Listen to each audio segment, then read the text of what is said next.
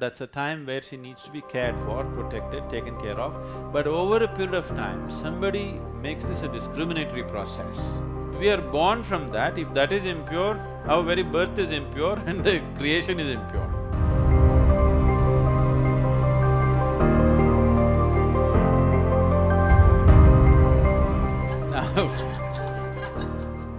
Now you made a very sweeping statement, a prejudice from the spiritual dimension. I want you to understand, spiritually, there is no mention of menstrual cycles anywhere because spiritually you cannot have menstrual cycles. Only physiologically you can have, okay? So it's a physiological issue which reflects as a psychological factor in a certain segment of women, I wouldn't say everyone, but quite a substantial segment of women find a reflection of their physiological process in their psychological makeup, which is a fact that has to be taken care of.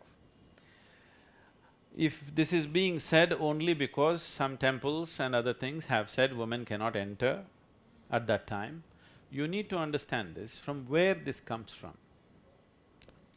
Today's woman, you forget about her, okay? How she's equipped, how she's capable of handling her bodily needs and other things are a different matter. I want you to look back 1,000 years ago. What kind of sanitary facilities did she have? What kind of processes did she have? So, there could be issues about that, isn't it? It's only for that reason, they said, and above all, you need to understand the level of physical activity for a normal woman in those days.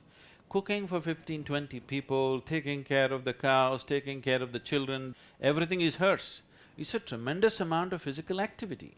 So, the woman who is going through a certain process of her cycle, she gets 3 days, 4 days break from everything.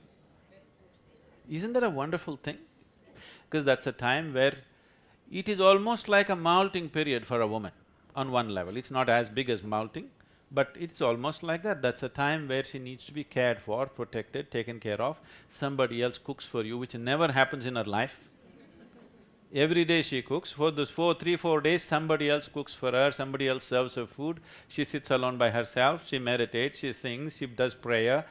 Isn't this a good way of doing things, I'm asking? Do not consider this as today's life. Look back 1,000 years ago when these things were made. It was a very good way of protecting our women. But over a period of time, somebody makes this a discriminatory process. A woman should not come here, should not come there. That is just out of ignorance, certain things happen. It has nothing to do with the spiritual world, because if my mother did not have menstrual cycles, I wouldn't be born, okay? Yes or no? We are born from that. If that is impure, our very birth is impure and the creation is impure. It's a ridiculous thought even to think like that. It is not because of purity and impurity this has come. It has come for practical reasons. Even today, I meet thousands of women who suffer a lot at that time because they still have to go to work, they still have to deal with everything. There are many of them who are on medication at that time just to keep their psychological balance. They would definitely enjoy rest. They would definitely enjoy a little bit of seclusion from everything that they are doing. But thinking it is pure, impure question is coming in a very rudimentary mind. It is no fundamental sense about life.